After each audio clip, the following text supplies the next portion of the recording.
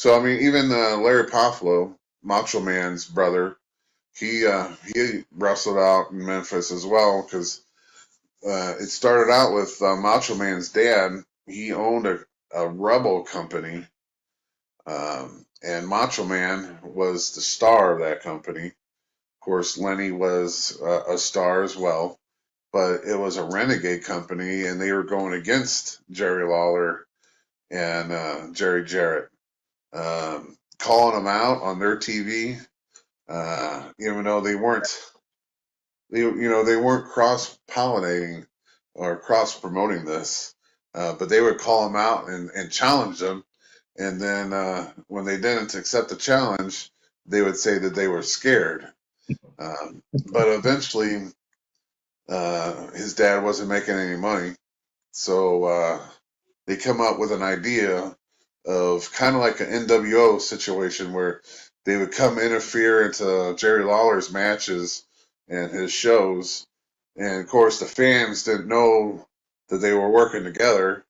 And then eventually they would have like their own super cards, so eventually they had the Macho Man versus Jerry the King Lawler. Yeah, and one thing I found out about Jerry Lawler that I didn't know is the Honky Tonk Man was his cousin. Yeah. Yeah. I didn't know that before. I was surprised. Memphis boy right there. Yeah, it was just Memphis. So my grandmother, like I said, how big the world is and how small. My grandmother used to babysit Jeff Jarrett and the other Jarrett. Jeff has another brother, but my grandmother used to babysit them because my whole family is from Tennessee. So talking about how small, but how big the world is. But she used to tell me stories because I would always get shipped down to Tennessee during the summer, because both parents were working and they didn't want us to be home alone. So each summer they would ship us down to the grandparents, and then we would have to, like my grandmother, she ran a daycare, and that's why she was watching them. But we had to be in that same daycare for the time that we were there. So it's Did you tell him that when we were at a Hoffarth Club last year? No, I did not tell him that. Like my grandma used to watch you and spank your butt. Yeah, I'm sure he probably wouldn't even remember because he was probably so young. Because he's like the generation between, well, I guess there's two generations between me and my grandmother. So he was probably really young, and I wasn't even a twinkle in my daddy's eye. Maybe an itch, but not a twinkle. Yeah, maybe an itch, but not a twinkle. But yeah, so I was just telling Nate that Macho Man and his dad had a little rebel company, Yeah. and that they would challenge Jerry Lawler and Jerry Jarrett to matches, knowing that they wouldn't show up, and then they would kind of like, I ain't gonna make names, but there's a certain promotion now that's doing the same thing with a higher up promotion. Yeah. And you guys can all guess who's doing it, but It's one that they have both wrestled for prior. no, Bobby, I don't think's ever wrestled for. No, I've wrestled. Bobby's kind of stuck to the local area. And I stayed with. I said when we first started, we traveled out a little bit, mostly with Frank Root, and then I stuck mostly with Broadway. And then when I got with Herb, I just stuck with Herb. Yeah, where I tried to branch out and wrestle for anyone. You know our podcast about the 25-mile rule. I was like, when that first started, I was like a rebel to that rule. And I say that because I was young and stupid and just wanted to wrestle. The quality of my matches and the quality of my matches didn't matter much to me. I just wanted matches. And eventually, as you get older and you realize things, then you realize what you were wrong at. And, then I changed my tune. Now, it didn't stop me from wrestling all over because, I can still wrestle in Kansas City. And, a couple weeks ago, I was in Arkansas. So it's, I just, not that I have to obey the 25-mile rule. I want to obey the 25-mile rule because it's quality of matches and not quantity of matches now for me. So, but yeah, I was a rebel back then, and I would wrestle for anyone who would put me on the show. So I wrestled for every promotion around here.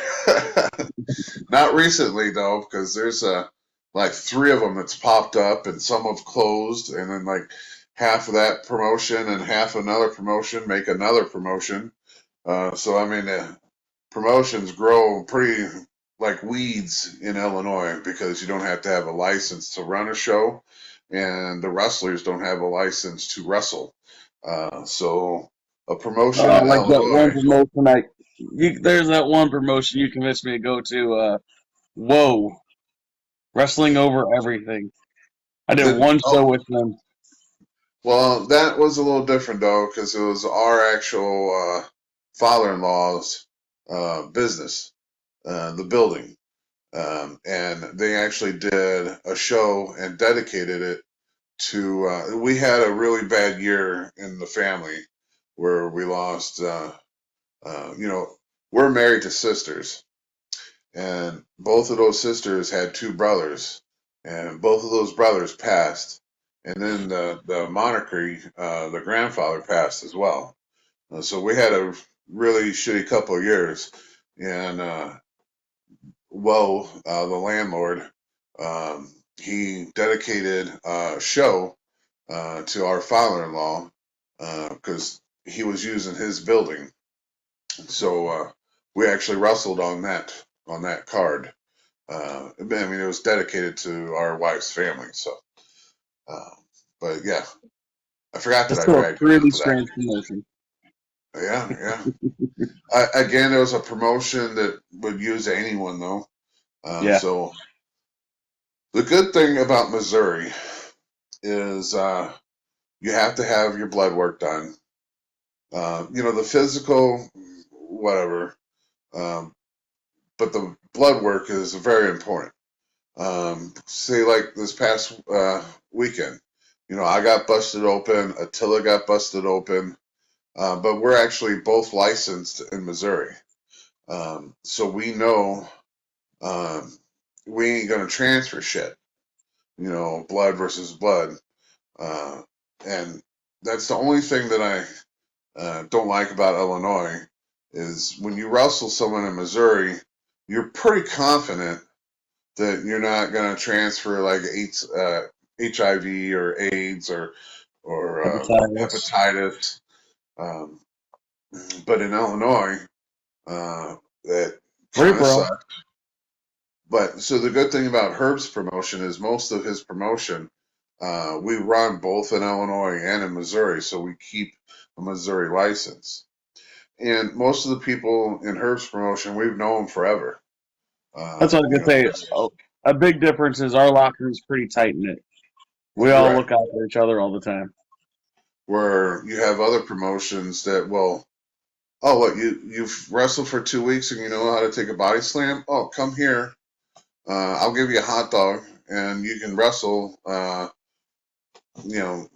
who's who and that over there, and they'll have a show, and that's what sucks about Illinois, and that's why there's so many promotions popping up. There's no regulation on it. Missouri's a little harder, which is, I think, is bad and good. Like I said, it's good for the blood work. You know who you're working. And the bad part is, every 6 months you got to pay for that blood work. Or I think they extended it to a year now. I think it is a year. But then you also got to pay for your license. You got to pay for the physical. Women have to And do pregnancy tests. the promoters are getting shot in the foot too, because this year they got to increase So normally, like the Missouri Athletic Board gets a portion of the money you bring in from the door, but this year they got an increase of $1.50 per person. And the rule that really gets the promoters crazy is, say you have an outside show, and say it's at a fair. Now, let's say a regular outside show that it's just wrestling, the Missouri Athletic place would get a portion of the amount of money that you collected from everyone that's watching it. But let's say you're at a fair, so there's other activities going on, and then you just happen to wrestle in the middle of it. Well, the Missouri Athletics wants $1.50 for everyone who could be in eye shot of the wrestling. So even if you have a person on,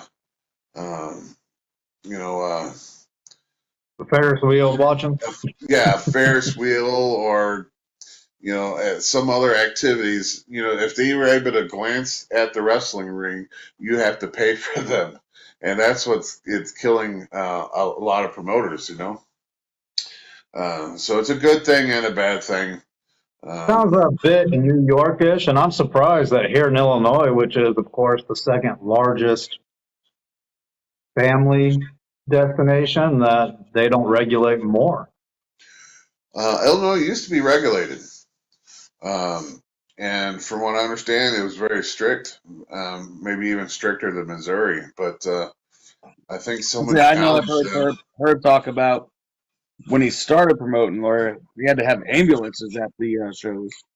Yeah, you had to actually have a doctor, you know, or you know, a nurse or something there to actually, you know, if someone got concussed or injured, you know, they can get help right then and there.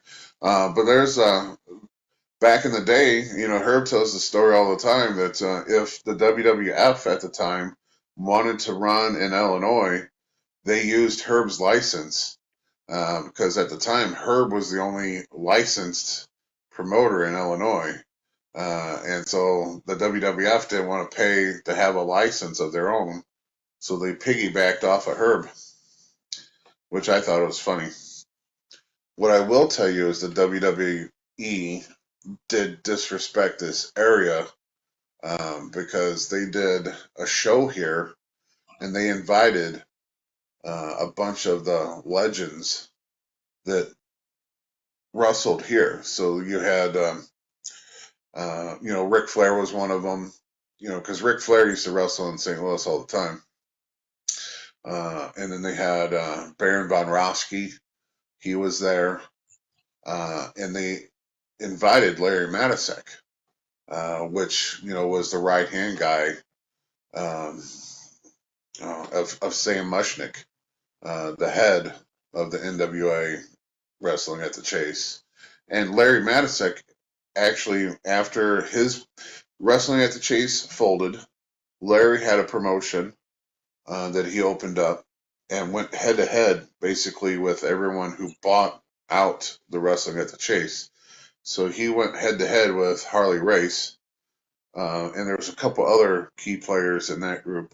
But eventually, both of them folded. You know, Larry quit, Harley Race quit, and then Larry went to go work for the WWF, and he worked there for a few years.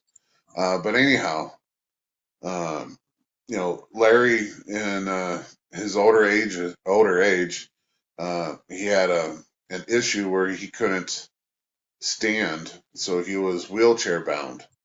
And when they invited all these legends to come out and partake, and it wasn't like they were in the ring or around the ring.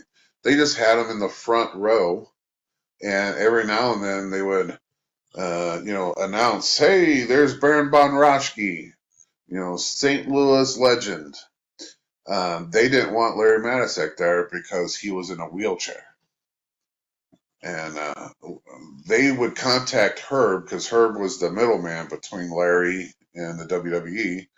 And, at the beginning, they were all for it till they found out he was in a wheelchair. And then they kept telling, no, we don't think Larry should come. And, that pissed off Herb. And that was disrespect to Larry. Because out of everyone in St. Louis, even the wrestlers, wrestlers come and go. They come in through St. Louis, leave through St. Louis. The constant was Sam Mushnick and Larry Matisek. And then, Sam Mushnick died, so your only constant here was Larry. And to not show Larry the respect that he should have gotten, I think pissed off a lot of people around here. Well, then even at that, Larry was known for his mind and his voice, not his athleticism. Like, what the hell does it matter? Well, I mean, like I said, what does it matter? Because they were sitting in with the fans in the front row. They weren't. They weren't walking down the aisle from the Titantron down to the ring. Yeah. Or anything like that. So I mean, so what? I was actually there that night watching, and I watched right where I was where Ric Flair and Baron von Raschke came out through, and when I tell you, it was big enough for 5 wheelchairs in a row to be rolled down to the ring. That's how much room there was. So there's no freaking reason why, they couldn't had someone roll Larry down to that ring and get that 10-minute pop of, there's Baron von Raschke, there's Ric Flair, there's Larry Matisek, Yeah. But it just didn't happen. But, that's another story that's stuck in this freaking head of mine. But it's crazy. Where were we? One of the good things that I love about SICW is fan interaction. All the wrestlers, all you guys especially, you mingle with the fans. Even in intermission, you're out mingling with the fans. You talk to them while you're in the ring. When you get thrown out of the ring, you converse with the fans. The ones that hate you, the ones that love you. And that's one thing that I loved seeing on Saturday was the fan interaction from the wrestlers. Wrestlers yelling at the fans because the fans are yelling at them. I tell you, how we talking about how I was screwed Saturday. On my Facebook, there are so many different views from so many different fans that posted pictures or posted videos to let me know how bad I was screwed. And that's what's funny. And the pictures I sent you, I didn't take those pictures because I was wrestling. So those were fan pictures that I sent you to, show proof that yes, I was screwed by those refs. But it's true. The fans, that was our first night there, and I say there. This is our monthly show is normally done in East Carondelet, but this was our first night switching venues. So I tell you, even as a wrestler who's been wrestling a long time, was a little nervous to see if our fans were going to follow us. And how many people showed up?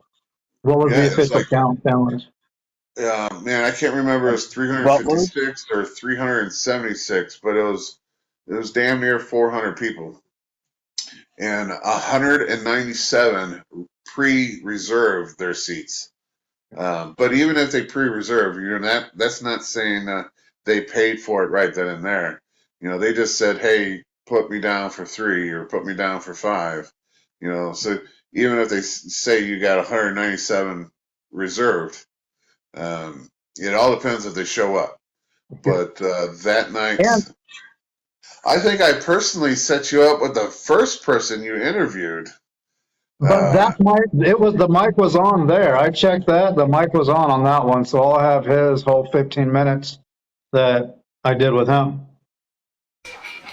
All right, everybody, this is the Square Range Podcast. This is Nate. We're here February 11th at the Belle Claire Fairgrounds, back home finally.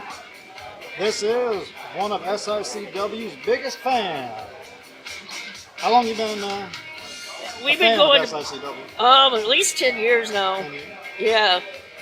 Jim was telling me you've been to every single event that they've held. Yes, I missed a couple at the beginning because I was in the hospital. So, but other than that, I've been to every one. Awesome. Yep. We already know who's your favorite. But who's your favorite wrestler? Attila Khan. Attila. Always. I love Big Jim, but Attila's number one. Well, Jim's a nice guy now, so Yeah. it's not as much fun, yeah? Yeah, I know, it's not as much fun. He is the king of chops, though. He is. On your next birthday, you're going to let him give you a few? I always want to, but I don't want to get hurt. He'll take it easy. Because he might chop me into next week. Nah, he'll take it easy on you. I will if you let him chop you. No problem, I'll do it. All right. He's already trying to get me in the ring as it is. Well, there you go. You can be his partner. Oh, my small ass in there. I'm Just make him do all the work. a little taller than Ray, but I'll run around like Jimmy Hart. Just There run you out go. of the ring. There you scoot go. underneath. You remember back in the 80s when he would Go underneath the run ring. off the other Yep. side of the Yes. mat? Yes. Yes. That's funny. Also, how long you've known Herb? I've known Herb about 10 years now. 10 years? Yep. I've been supporting him for a long time. Yeah, he mentioned you. Yep. I'm a diehard wrestling fan. Yeah, I give Bill a hard time too. He doesn't know how to count, so he can't count to 3. He has, I think, what I say last week, he has selective blindness. Yes. He sees what he wants to see. Yeah. Just like most people hear what they want to hear. Exactly. Hey, if you're married, you already get selective Yeah. blindness. That's how she is with me. She hears what she wants to hear. He's throwing down. You gonna jump in the ring and go at it with Larry? I'll win. No. She's shy and quiet. Just like I am. You are not quiet. Oh, gee, thanks. No. Yeah, it's fun. It's a good time coming. It's been great so far. Yes. Also, Like I said, I love Big Jim, but Attila's a man. He's Where's- badass. where's your sign? I didn't have none today. Oh. Yeah, they tear it up anyway. Well, Herb gets a kick out of that. He was saying, yeah, he comes in with a sign, and Yeah, I will next month. seems like almost every seat is It's taken reserved. for. It looks like it's going to be a good one. Yeah, I coming hope back. so. They normally are. The best part about the big Texan match tonight is nobody can interfere in it. Well, It's going to be one-on-one. well, let's hope so. Yeah, because usually it's all right, but I like to see a one-on-one match, see who the better guy is, instead of somebody interfering and always helping Attila Khan. But I don't know. I think it would be funny if they let you go in and pull a heel of Big Jim and put him down. So you know, I don't want to Attila embarrass them. You know, a fan coming in and beating them. can jump. Yeah. So I think that would be great fan and involvement. then Big Jim's wife might beat me up, Amy. Well, yeah, Amy might do that. Yeah, so She I might don't. do I think she's tougher than Big Jim is actually. All women are tougher than men. Yes, They have to deal with men. she's even tougher than I am. But I just let her think that because I am the boss. So I know she's giving you the corner eye. She's fixing to hit you anyway, right? yeah, she'll probably hit me when I'm not looking. I'll get Jim's cattle prod. Yes, yes, yes. But All right. You set up the interview, and then all he wanted to do was talk about how great Attila was. Oh, Yeah, I'm guessing we're talking Scribe. No, Scribe didn't show up. This was Larry. Scribe didn't show up. yes, that was Larry's whole little clan that I introduced him to because I was looking for the scribe. Now, the scribe had said that something medically had come up, that someone in the family was sick or something that he wasn't able to show. But you know, out of the fans that's been coming along, man, that's been coming around a long time. You know, Larry is one of them, and then Peggy is another one. It's two different families there, but you know, so I set him up with Larry, and then Larry disses me like that, just talking about how good Attila is. Yeah, he Now said that you I were a know- great wrestler, but nobody's better than Attila. Now that I You know, got me and Larry might Larry's be gonna have the problems. Larry straighten him out. That is horrible.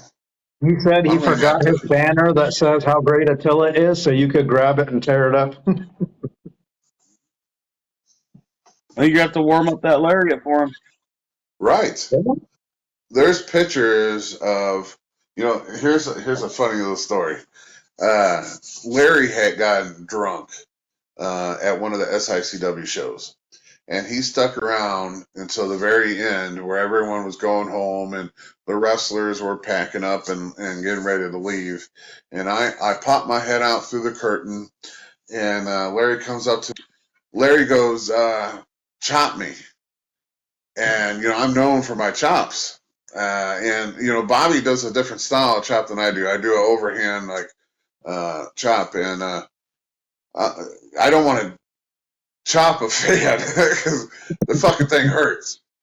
And so I just acted like I was going to chop him, and someone had took a picture of it, and I guess sent it to him.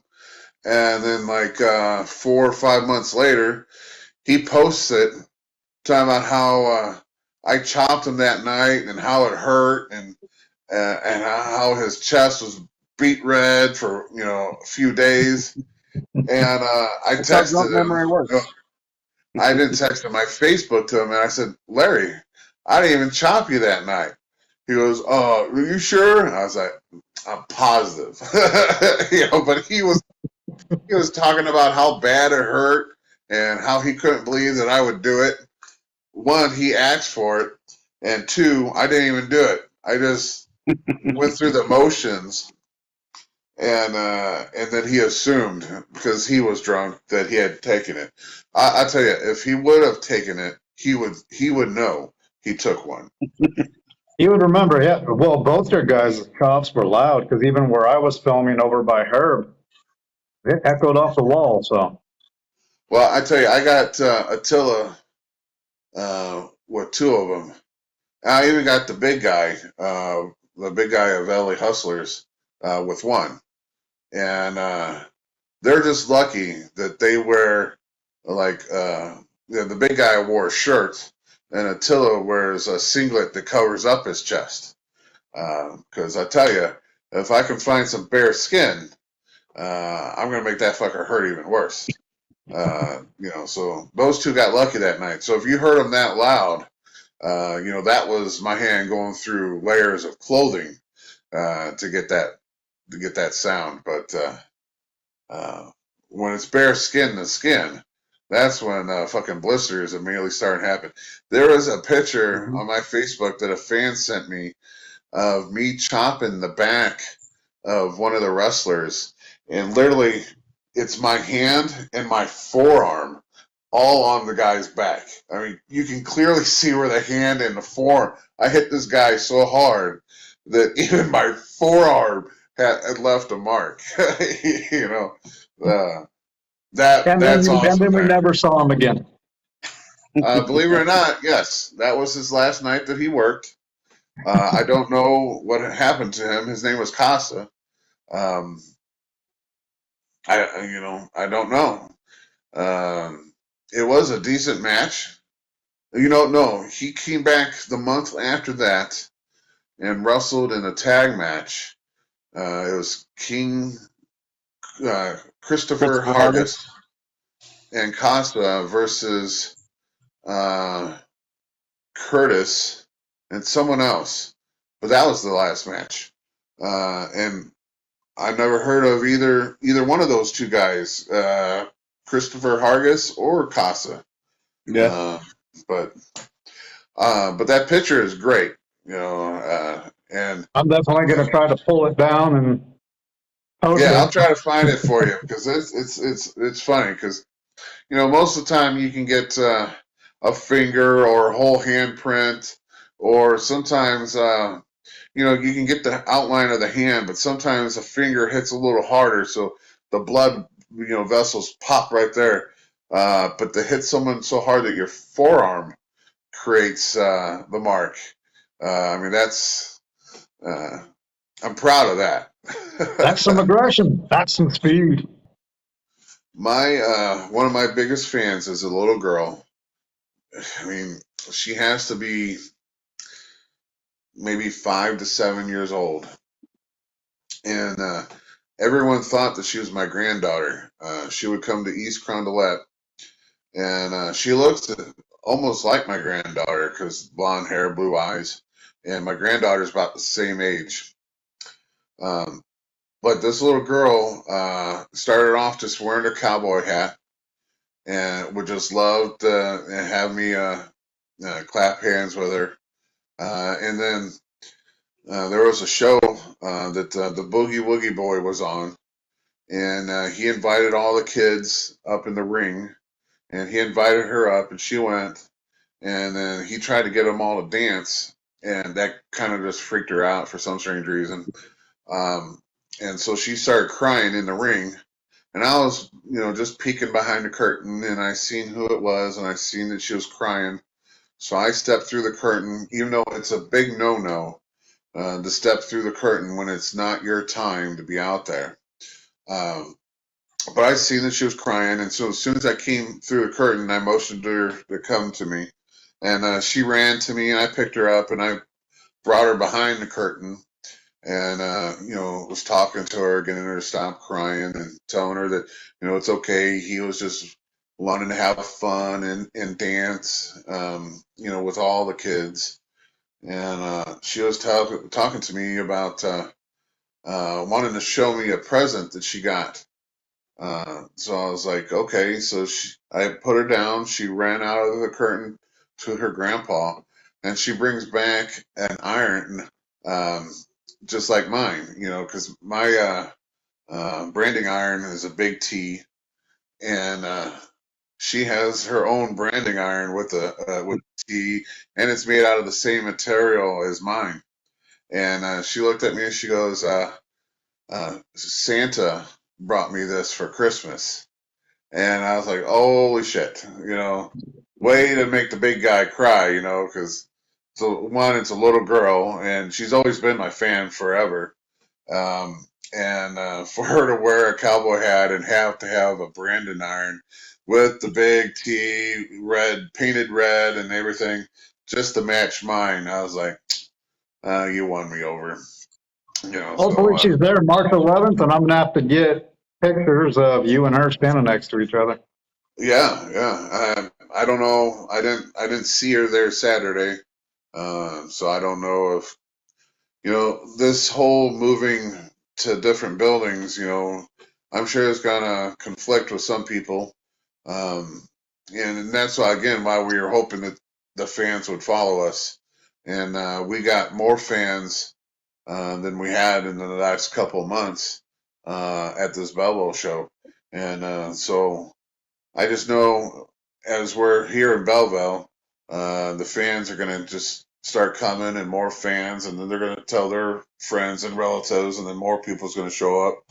And I'll be there every Saturday, and of course you guys will too. Even if you're not wrestling, you still got to be there, for the podcast. Well, you don't have to, but right. But what I want to see is right now. We're in one of the back rooms, which is great, because the back rooms hold around 400 plus the staff and the wrestlers and stuff. But I want to build that up to where we have to move it into the big room. Now, the big room is where we had the super shows, where we had Jerry the King Lawler and Sergeant Slaughter and Haku and Rock and Roll Express and those super shows where we have all the legends. Where we can draw 700, 800 people. I would love that to happen without the legends being able to draw that, that crowd. Because that building is actually really special. And a lot of people might not know this, but Bruiser Brody wrestled there for Herb, for SICW in that building. And the special referee for that match was Lou Thez, which Lou Thez was the first NWA champion. And to have him be the special referee, but there's a special moment. Lou Thez was supposed to go to Japan, I don't know if it was to wrestle or if to be a ref or something, but to get warmed up for it, he asked Bruiser Brody if he could wrestle him before the show started. So before the show started, they actually wrestled, and the only two people that were allowed to see that was Herb Simmons and Larry Matysek. They're the only witnesses to it, but you know, Lou Thez being the hooker, they asked Brody what it was like to wrestle Thez, and I might get the quote wrong, but he says when Thez grabs you, you go, because he's going to make you do whatever he wants you to do anyway. Because like I said, he was a hooker. He can break you right there. So if you didn't do what he wanted you to do, if you didn't move that body in that certain way, you're going to get fucked up. So I mean, it's You're going one way or another. right. Yep. But to have You that can't say no. caliber, right? To have that caliber of people wrestle in that building, and normal people that I talk to throughout the day probably doesn't even know that Sergeant Slaughter wrestled. I mean, not wrestled there, but showed up there. Haku wrestled there. The Barbarian wrestled there. Rock and Roll Express came there to wrestle. That's what's so fucked up about it, is because you get 800 people there witnessing it, but so many other people would have come, but for some strange reason they didn't find out about it or they didn't hear about it, and it's so weird. That's what we want to change. That's what I want Yes, to change. I want Absolutely. people. I mean, that's one of the reasons why we three started the podcast to begin with. One, because of the wrestling, and two is to get it out. Get the promotion's been around forever. You two guys might be considered a legend in the next couple of years. well, I mean, I definitely want Bobby to come to this Hall of Fame, because they do allow people to give speeches. So if you and I might ask Herb to be part of it, and of course Nate, if you want to come and film it, because a lot of people come and film these things. Say, I was actually going to ask you when it was off camera anyway. I would Yeah. definitely want to be there. When is it? And it's good because a lot of promotions are involved in this. So you mingle with other promotions, even if you don't get along, you get along for that night, because it's not about the pissy and the pissing contest. It's about wrestling as a whole and what that person did to contribute. So it's the one night that everyone gets along. Let me just say that. So it'll be a cool night. But yeah, I would love for both of you guys to show up if you want to. Well, I'm going to support you, Yeah. so I'll be Plus, there. they do. It's a free dinner. What they do is, what do they call it? Where everyone potluck dinner. So everyone brings something to eat, to share with everyone. So, there's always alcohol there. There's always a lot of food. It's you know, wrestling. There's alcohol. well, I mean, I mean, no Simple. one's going to be wrestling that night, but it's normally a very long night because there's a lot of speeches. Which is cool because again, the speeches are road stories. So be prepared to have some road stories given, especially when you got the likes of Bishop Stevens, who's been to the dance. I'm sure he's, and I know he tells a story of what happened, and that caused him to get out of the dance. Because it's not my story to tell, and I'm sure you'll hear it that night. But I'll just prelogue it where another wrestler got jealous that he was going to be there because he was doing spot shows for him, and he was going to get a contract, but another wrestler got jealous and broke his leg in the ring, and which it happens. Hulk Hogan, before he gets going, they broke his ankle to see if he would come back. and after it healed, he came back. So they kind of knew that he wanted to do this. So I What a mean, shitty it way happens. to That's a shitty way to test people's nerve and desire. Well, Let's break a bone and see if you have the desire to come back. it's weird, but when I first got into the business, they were still doing it. Like I said, they wanted to break you. They wanted to make you quit. And if you came back, they tried it again. Don't get me wrong. They kept trying. But if you kept coming back, eventually they caved and brought you in. And you heard that. That's going to be the most common story from any wrestler. My era and older. Like I tell my students at the Ace Academy, they got it so freaking easy. And a lot of them bitch at different things that I have them do, different things that I did, but I don't do it nearly as bad as my coaches did. I'm not trying to get my guys to quit. If someone can't get something, we work around it and come back to it, and then move on. Where So, Bobby, I'm expecting a story of Jim putting something on your shoulder. we were talking about Ric Flair earlier. No, I've never done that to I was gonna say, I never had that with Jim. But yeah, that's another story about a Ric Flair party, and you guys can YouTube that anytime you want because it's pretty hilarious. But Flair was known to wear his robe with nothing else underneath. I'll just say it like that. But And a little birdie said, hello. well, not coming off the whole Lenny Poffel thing since you made fun of that, but evidently Flair was well endowed too. So we'll just say that not as much as Lenny was, but evidently a lot of people don't care if it's just there. But the whole Flair It's like thing, the YMCA locker room with all the old guys just walking around hanging down. right. Flair, if you guys look it up, it's the helicopter stuff. Flair would make his shit like that, so man, I tell you, wrestlers are strange people. Wrestlers are strange people. You got to be fucked up in the head to want to be a wrestler and then stay a wrestler. Because you beat down your body every day that you're out there doing what you love. So you love doing it, but at the same time, like we talked about before, bump cards. Everyone's got one.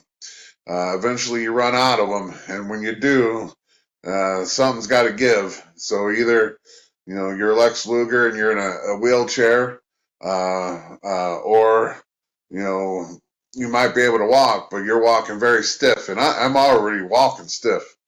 Because my knees are shot, my back is shot. So I already walk like I'm probably in my 50s, and I'm not. But yeah, you got to be a wacko to do this for a living. Slightly But masochistic. if you talk to us, we all love to do it. So it's It's all a masochistic group, like what Bobby was saying. You guys are sadists. No, but some of them are. Well, I mean, you guys wear a mask, so I mean, Hey, some of them actually claim to be so. But I tell you, since it is almost midnight our time, I think it's perfect time. Unless you guys got something else to say. Well, I'll tell you what. I do. Out there, I mentioned it before. Better warn your rookies. In about 4 weeks, I plan on bringing my oldest wrestler to condition your wrestlers. Oh, that is awesome. Oh, we would love that.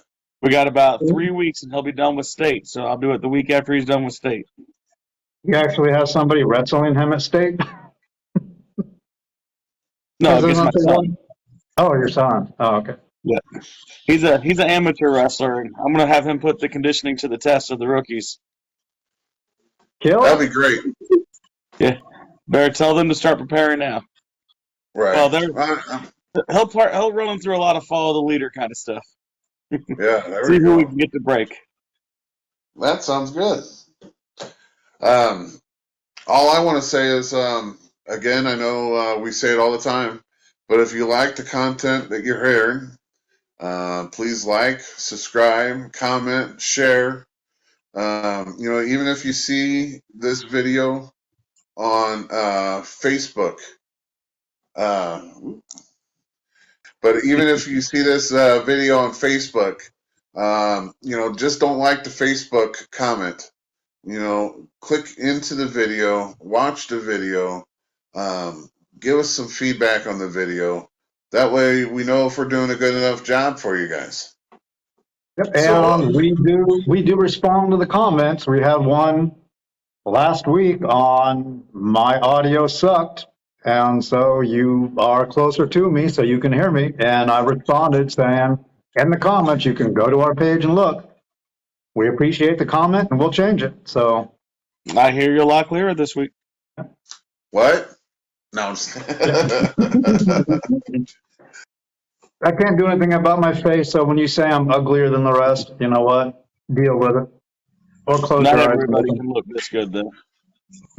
I know we're going to be on here next week, and we're going to be on here a couple times prior to the next show. But just to give a heads up to the people, March 11th, back down at the Belleville Fairgrounds. March 25th, we're in East St. Louis. And on that show, Cowboy Bob Orton's going to be there, and Tony Atlas, Mr. USA, is going to be there. So that's going to be our next two shows. I just want to throw that out there before we give it up. But for the Big Texan, and I guess for Bobby D and Nate, even though he's looking at the computer screen, I'm going to call it a night. So Yeah. I will see you guys next Wednesday. Good night. See you guys next Wednesday. Like and subscribe, people. Good night, good day, whenever you're watching. There you go. Bye. All right. See you guys.